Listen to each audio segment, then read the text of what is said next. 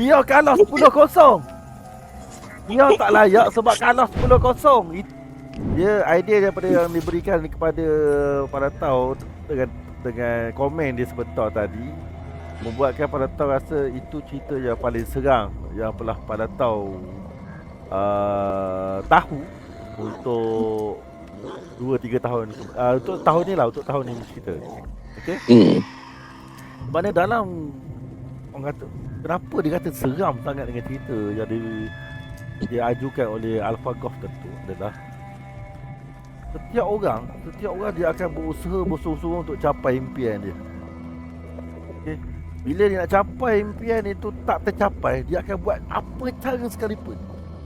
Dia akan buat macam-macam cara untuk nak juga capai. Nak juga capai. Ibaratnya sebut ada dalam kisah-kisah dalam TV ya. Dalam TV contohnya kalau kita nak ke Nora Dennis lah. Wait a minute. Who are you? Contohnya ya. Nak kahwin. Okay? Jadi kita jumpa lah Tok Boboh ke, jumpa orang pandai ke, kata kita minat kat orang ni.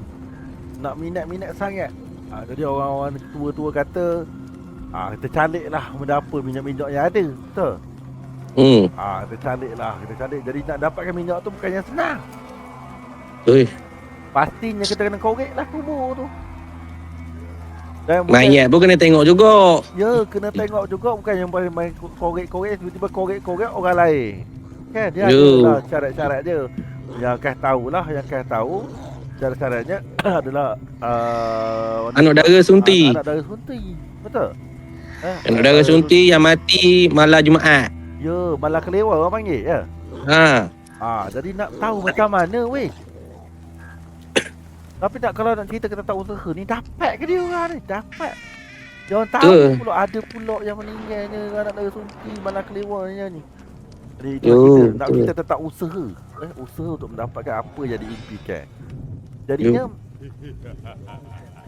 yang menjadi serangnya cerita kawan ini, yang idea daripada AlphaGo ni, dia ada bagi tahu cerita sedikit. Tapi dia tak beritahu cerita panjang tadi, dia komen.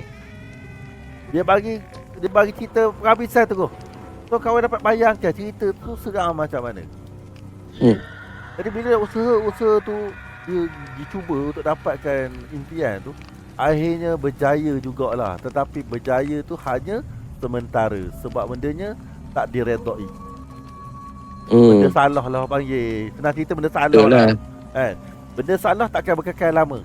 Macam tak tu. Berkat. Tak berkat. Jadinya apa kisah AlphaGo tadi? Jadi dipendekkan cerita sebab bukan cerita daripada kawan kan. Cerita tu daripada AlphaGo. Okay, dia berkongsi dengan kawan dalam ruangan komen sebentar tadi. Tadi dia punya key point usaha untuk mencapai keimpian dia. Akhirnya tak berjaya. Jadi serangnya ke situ adalah berusaha untuk pergi ke Piala Asia tetapi akhirnya tak dapat. Serang weh. Kau baca kat komen tadi. Dia kalah 10-0.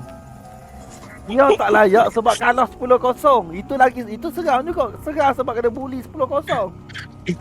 Tiba-tiba lampu tutup, seram betul. Tapi ni kalah. Tapi menang tapi kalah.